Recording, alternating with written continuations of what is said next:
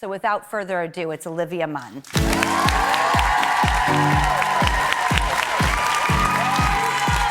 You were with your husband and the great comedian John Mulaney. It doesn't get better.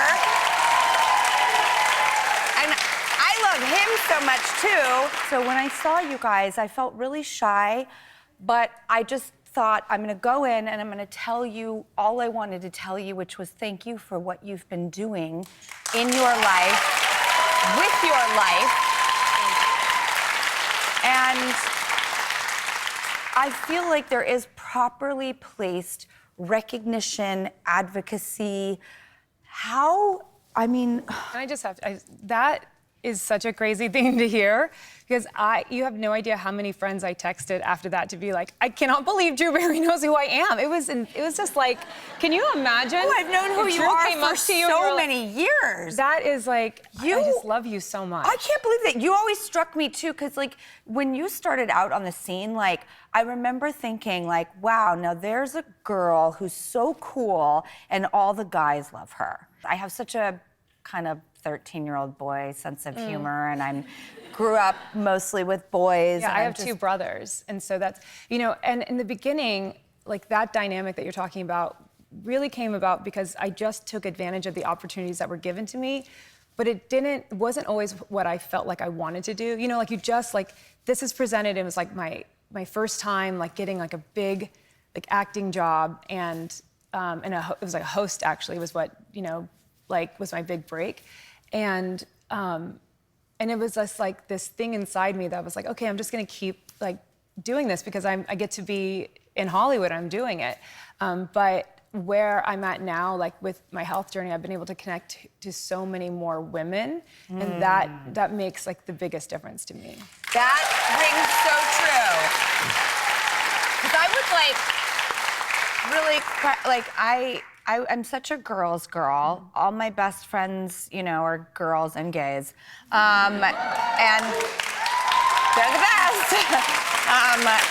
I've always wanted things to be very neutral. Like it didn't feel like it was so girly no man could relate, or trying to pander to men when I am not a man, I'm a girl.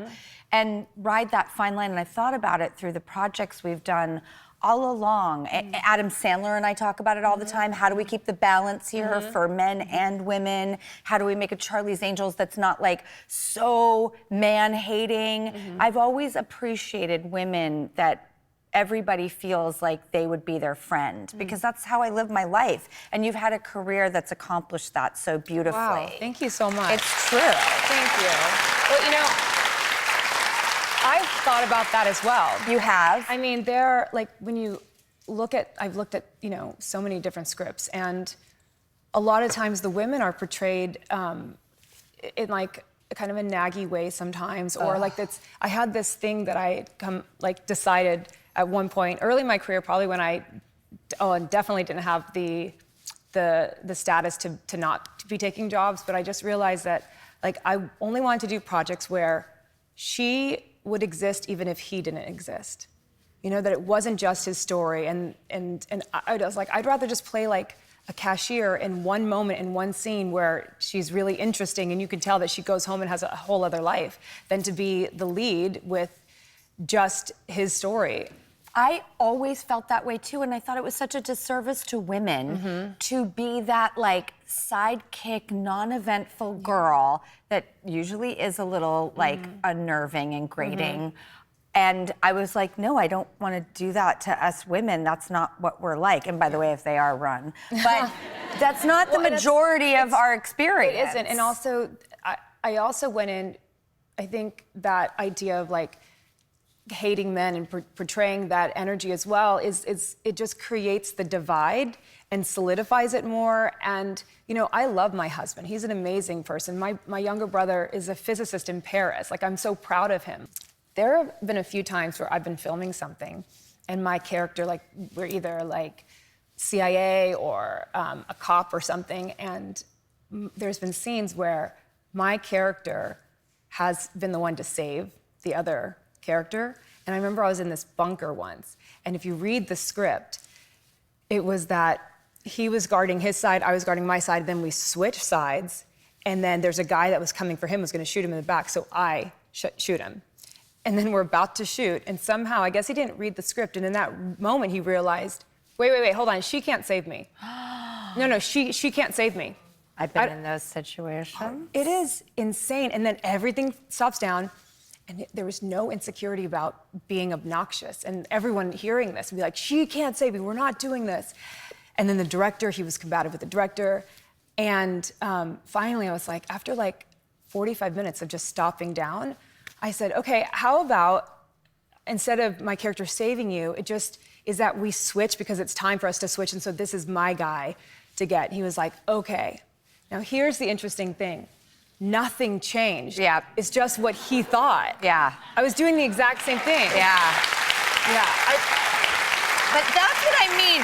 You always, that's the epitome of what I was trying to say earlier. You always came off to me like a woman who could handle themselves around men in a really interesting way without losing a sense of your own humor, femininity, or self. Yeah, That's what I loved about you. Well, I think growing up with brothers is like, like my big brother was the one I like idolized the most. You know, I'm one of 5. I have 2 brothers. Yeah, 2 brothers, 2 sisters, and my sisters were just really girly. Like for Christmas, they would get the hot roller set, and I would get a scooter. And Me like, too. I was a tomboy. I yeah. collected like Matchbox cars, and I hung out with 4 boys, 2 sort of god brothers, and then their best friends, and they would teach me how to drive stick shift. Do you know how many people can't drive stick shift? I can too. Thank you. Yes, and by so the way, many people can't. Do you want to solve the texting and driving problem? Make every car a stick shift. Done. Try to text and drive a stick shift. Impossible. And you can't do it. John, my husband, cannot drive a stick shift. I think he only learned to drive like in his 20s. Really? Yeah. Where did he grow up? So I think that he was like just running around. More public transit? Yeah, public, and then also just walking everywhere. But for Christmas a couple years ago, I got him a used Mini Cooper convertible. I thought it'd be so cute for him to be in it, and I was gonna teach him how to drive stick shift. I gave him this car, and he seemed excited. And then he just kept putting it off. I'm like, should I go teach you now? Should I go teach you? I was like, no, not right now. Finally, I took him. And I was a very good teacher. I was very calm. But he just couldn't let the clutch out, you know? And then, so he just kept stalling. Yeah. And then I'm telling him like, okay, you just want to it's okay to ride the clutch this time. And then he's getting a little like, I got this. Like, and so I just have to back off and let him do it. And then I thought, okay, like, you need to go off to this street. It felt like a street that no one was gonna be on. It turned out to be one of those country highways. You know what I mean? Where it's like not a proper highway. It's like 55 miles an hour. And then before you know it, I look behind, there's like 10 cars. And we're going like 35, 40. And then I go, without thinking, oh, there's a lot of cars, we should speed up. So he speeds up to like 60. And then I'm realizing, oh my gosh, he can't drive stick. And if he stalls out, we're done. And we were in a tiny Matchbox of a car with our heads just hanging out, just, you know, enjoying the weather. And it was like I had suppressed all of my fear, and I just like, you're doing great. You're doing great. Do you think now you have a knack for teaching your kids to drive? Oh, yes, for sure. Okay, because I'm really excited for that chapter. Yeah. My sister taught me how to drive stick. My sister is, even though I love my big brother, my sister is the one who had such an impact on me. She was the funniest, she's the coolest, was the most athletic. And so she taught me how, and she taught me in a 7-Eleven parking lot. And I kept stalling out, and she goes, get out! And I was like, but I just want to learn. She's like, no, you can't even get out of the 7-Eleven parking lot. By the way, they were tough on me, and that's what got me to get better. Yes, I know. If they were too nice about it, they were like, you can't do this. And I was like, watch me! But, you know, and then I figured it out. That's the things, that's what teaches you the most in life, is the things that you fail at and the things that are hard, because it sticks with you more. Don't you think? I try to remember that, because I think when you're going through follies and mistakes and you think you're screwing up, I get so stuck in the anger at myself in the moment that I forget that sometimes. So the fact that you've said that is gonna go in my mind now of like, what is this gonna teach me might be such a better question. I just have to say to you that it's really impossible to do that in the moment. I never do it in the moment. And I'm just like, and I have that self-loathing thing, and I just can just go through my brain like all day long just thinking about one small infraction, or I'm like, oh, someone mistook that moment, or I hope they don't think that I was being rude, or Okay, oh my so God, you do that too? Oh my gosh, I do it so much. And I think that there has been a misconception of me because I can be very vocal, and I can say what I mean, and I stand up for what I think is right.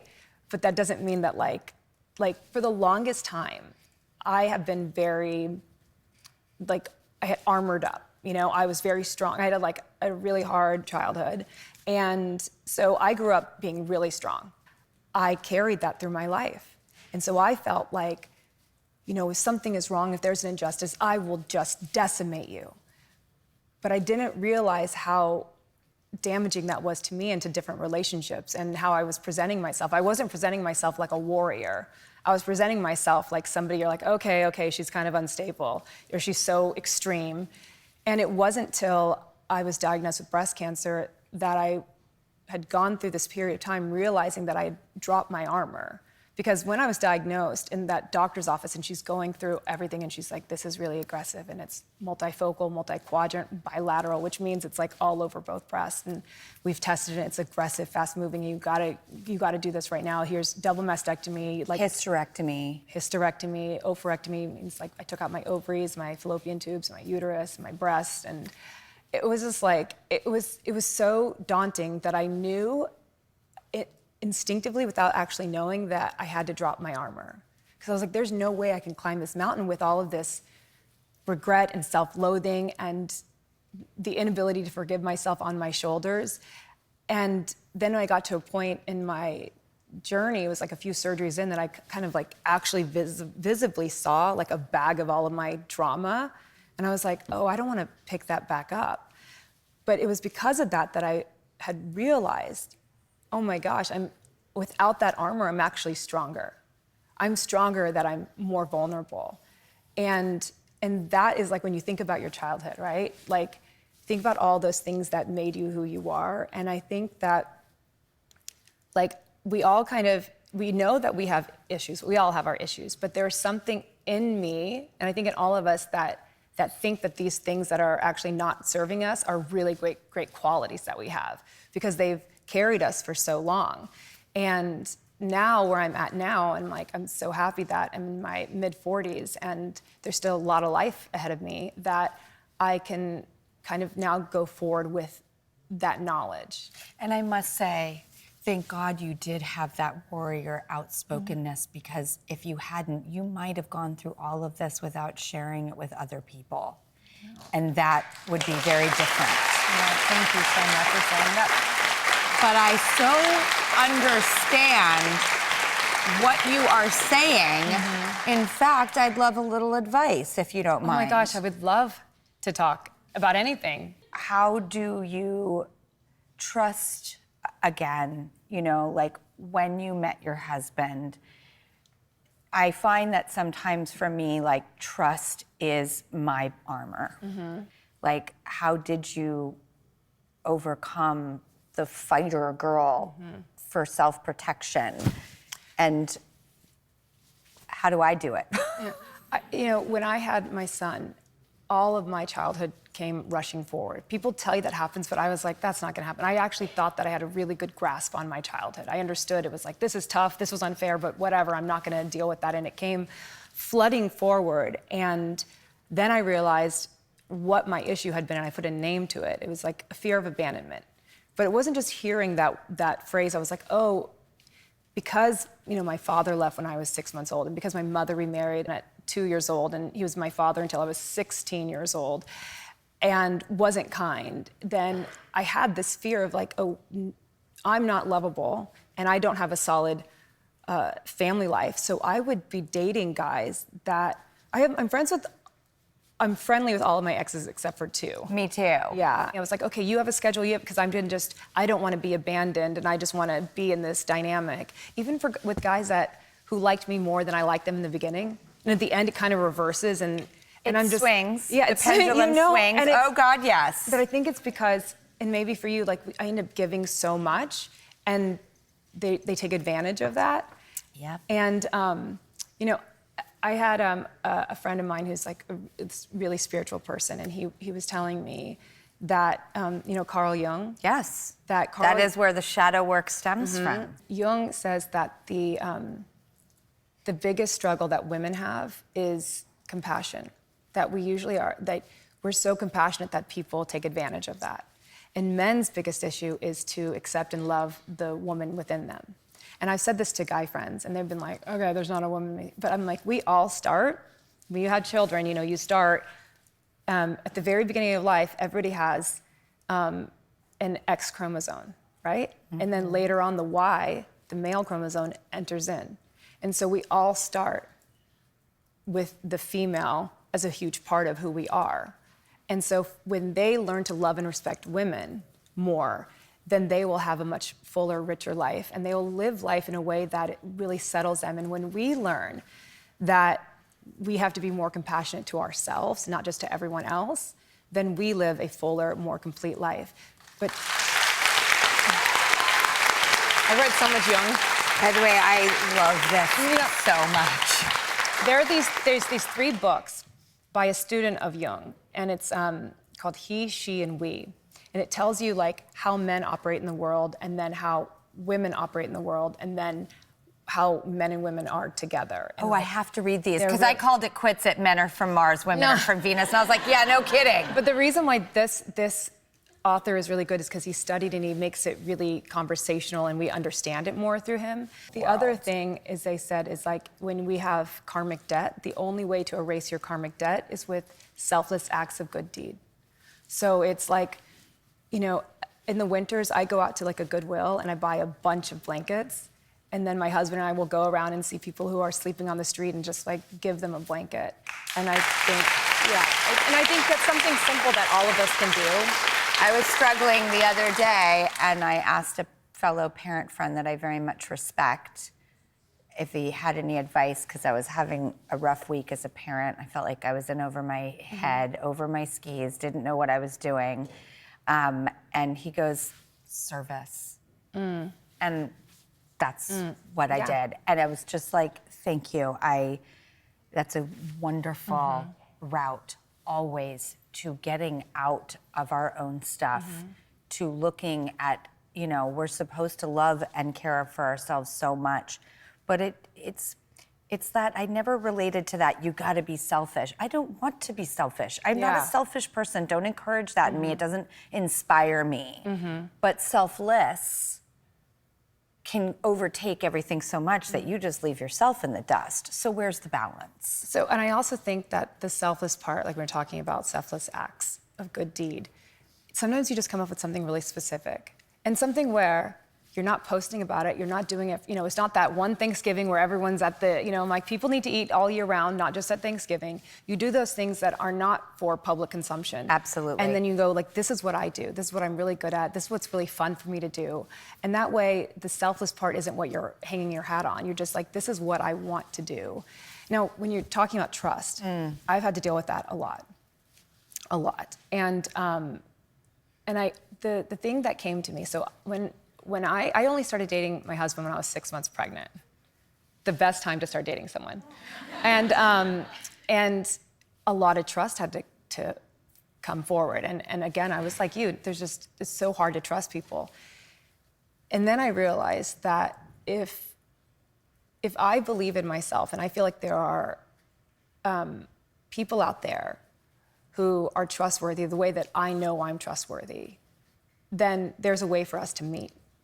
And if somebody betrays your trust, just leave. I know that's easier said than done, but when you give yourself rules and parameters, then you stick to that. You're like, this is what I do, and I move on. Because if you don't open yourself up to trust, then you won't seem trustworthy yourself. And you have to know that if there is you exist in the world, right? Like you, Drew, are here, and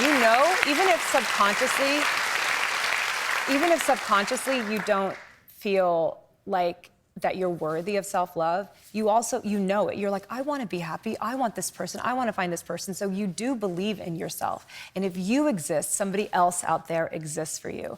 Now, when it comes to making the decision to walk away when someone breaks your trust, I find that what's really helped me is I think about my future self.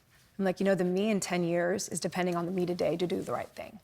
Like the me today is really hoping that the me 2 years ago started working out, but I didn't. So I'm like, oh, and then that time is past, right? Because you're like, oh, if I could, it's so easy to look back on the past because you're not in that moment anymore, and it's exhausting and hard to get up in the morning, and it's hard to be sore after the first 2 workouts. You don't want to do anymore.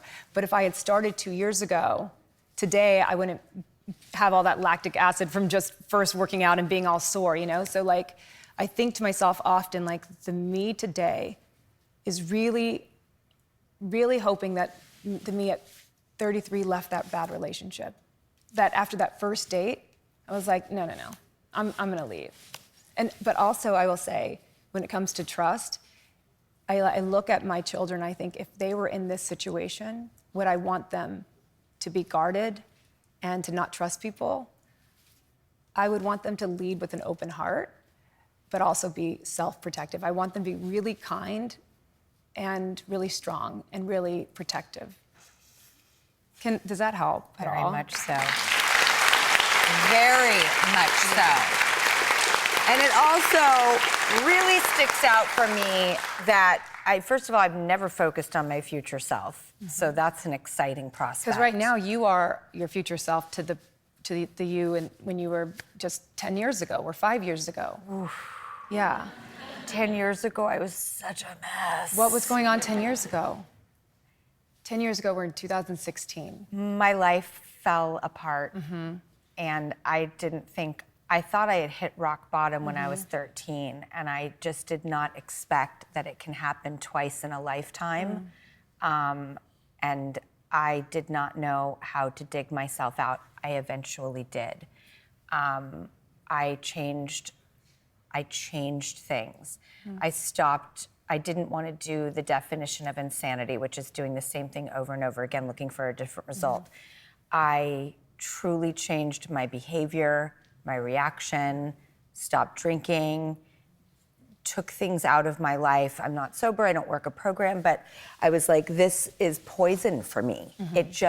It does not enable one positive thing in my life. I don't have control over this, and it's domino affecting everything else negatively. I can't even get to the work because this is in my way. And it's not when this goes away, everything's great. It's the real work starts. And I just decided that if I am broken, there's one person who's gonna fix me, and it's me.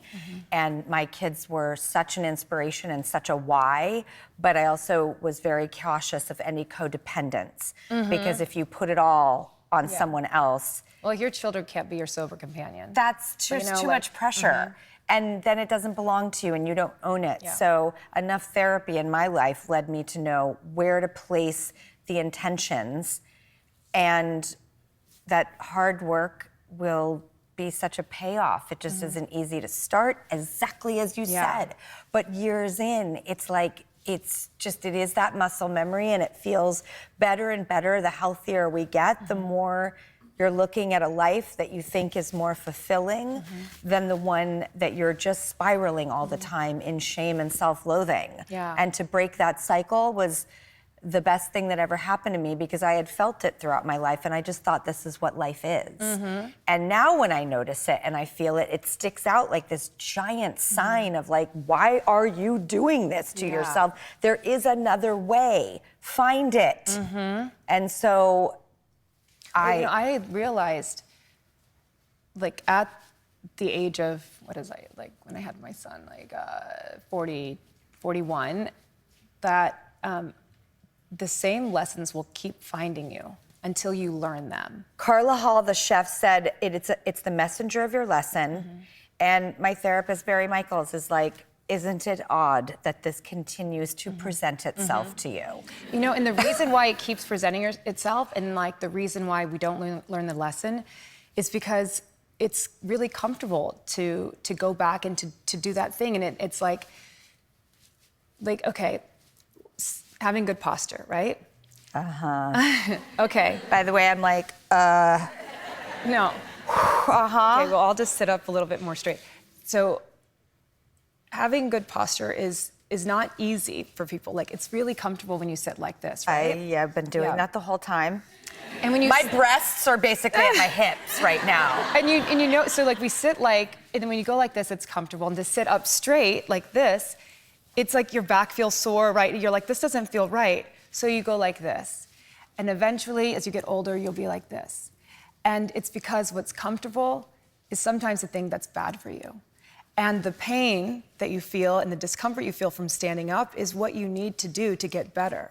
So when we go back and do the same things, we're comfortable in this tension, in the uncomfortability, in the thing that's bad for us. What's hard is to stand up straight and go through that pain and go through that discomfort, and eventually you will stand straight. Once your body and your muscles are activated, you will automatically be standing straight because they know what to do. They don't know what to do. They're not activated. They don't know like that you need them at all.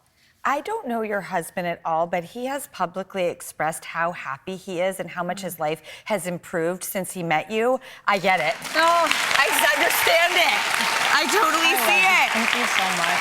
And then for you, hopefully, like, does he make you laugh? He's the funniest guy.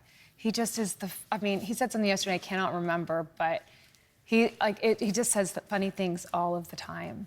You know, something else I wanted to, when you're bringing up your daughters, right, and how they were such a driving force for you.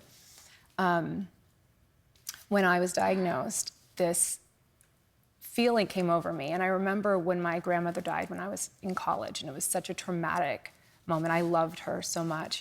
Her name is Estelle, and she was the kindest person you'll ever meet. And I was there the night that she passed away. I was in the next room and I heard my grandpa going like, honey, are you okay? And like I go in there, it's like 3 or 4 in the morning and I have to call 911. It's a whole thing, and she passes the next day. And I remember coming back to my bedroom, and it was the summer in Oklahoma, and it was really bright and felt warm. You're outside, you know that warm feeling of the summer in your body. It was not ominous. It was not scary. It wasn't like how it looked in the movies, but this was a huge day. This was a core memory. This marked something in my life. And I realized then that it's not the birthdays or the Christmases or the New Year's that I'll remember. It's like life happens on a Tuesday. It just does. And so I've thought about that a lot when it comes to my kids and being here. And that reminds me that it's all these little moments, because one day I'll be 90 and I'll be looking back on my life and I will think about those really clever, funny observations my children made, or that time that my son was lying on the ground kicking and screaming in Whole Foods for 10 minutes. And when I'm 90 and thinking back on my life, these are the moments I'll come back to. These are the memories that I will want to be in. Not just the big events. No. It is the little things. Yeah.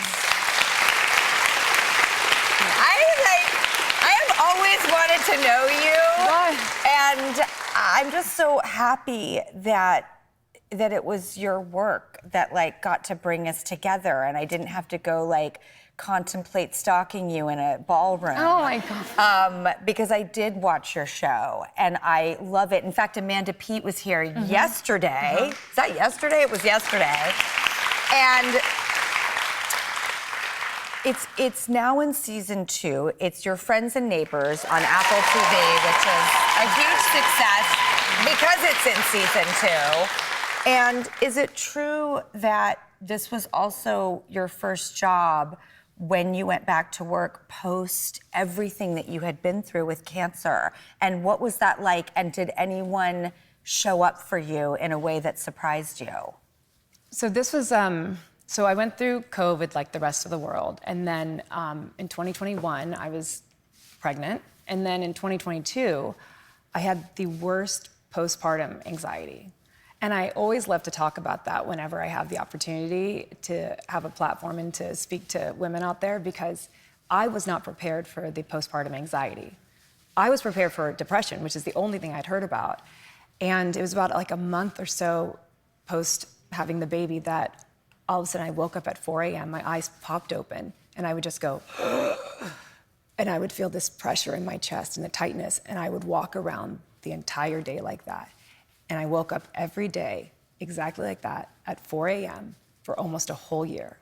And I struggled so much. I didn't tell anybody at first because I was like, what is this? I don't know what this is. Can I ask, like, what was, if there was the question of what is the worst fear, what is the worst thing that could happen, what would the answer be? In that moment for me?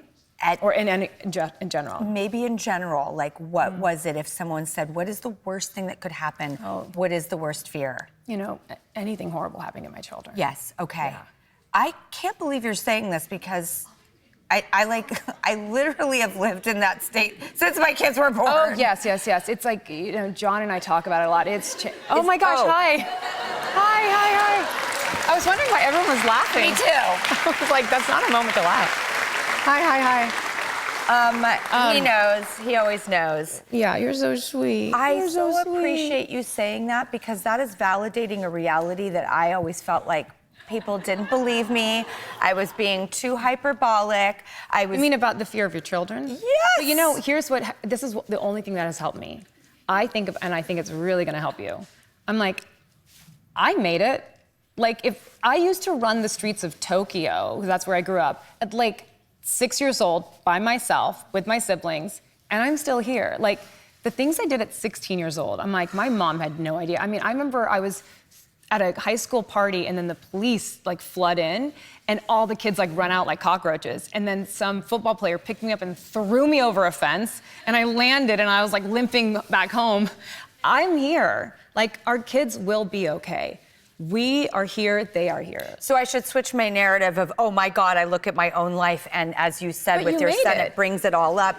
You're right, but I always focus so much on the foibles and pitfalls and disasters. And you personally, you have to be able to know and tell yourself. Sorry, I thought he was licking between your chest at one point. That I swear that's where it's going next.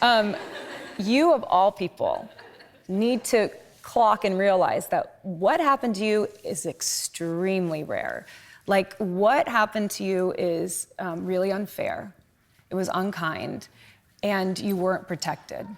And that's not okay, and it's not gonna happen to your kids. It was very, very specific for you, and I'm sorry that that was part of your journey, and you didn't deserve it. But it's not gonna happen to your kids. It's not, and they're gonna be okay. I mean, I love you.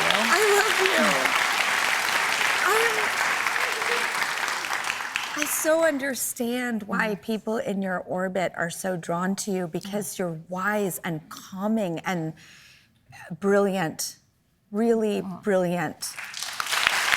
I have my moments for sure where I don't feel like that and I'm spiraling and, you know.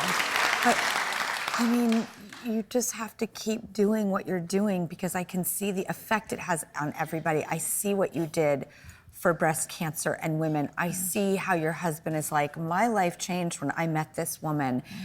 I see, you know, how you're carrying your mom through cancer as far as learning that you are doing this with her, the kind of mother and woman you are. You just have to keep doing what you're doing. You have to be you and keep being, funny enough, that loud person who maybe has found the beautiful balance of not coming from defensiveness or warriorness, but coming from bravery and relatability and wisdom. You do have a job here on this earth, and it is a big job, and I sense it, I sniff it, I smell it, I feel it. Douglas came to lick it. It's so powerful. Right on my heart. Right on your heart. Your beautiful heart. Thank you so much. You know, you are so beautiful too. By having this show and being you, being completely thoroughly you, when everybody's like, why is she touching everyone? You know? Oh, I know, it's so embarrassing. No, it's not, because it's like what you're putting out in the world, where a lot of us have things that are so curated, and we want people to see that we have everything under control. You're allowing people to be more vulnerable and to hold each other and to touch each other and to connect with people that we've just met with, and you know? you just helped me. Well, I hope I did. That's you so really sweet. did on like 4 different things. Trust, children. We came to talk about your friends and neighbors, and I'm gonna leave here a better person. You know? I mean, it's true. Thank you. And by the way, I could never be that person who's over here like, oh, really? That's so interesting. Yeah. I have to stop well, you know myself what's really from nice straddling. when you and I don't. I don't. You can straddle. I don't. I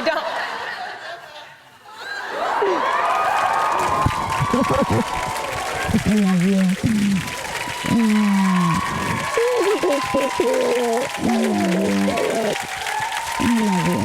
I really do hope you stay, because I thought I was in, and then, one wrong move and I'm out again. Yeah, one wrong move. Yeah, well. Well, that's a spectacular undersell. It's not like you used the wrong fork for your salad. Look, I'm not saying I don't deserve it. Mistakes were made. I was under duress. Is that an explanation or an excuse? Can it be both? Whatever gets me the second date.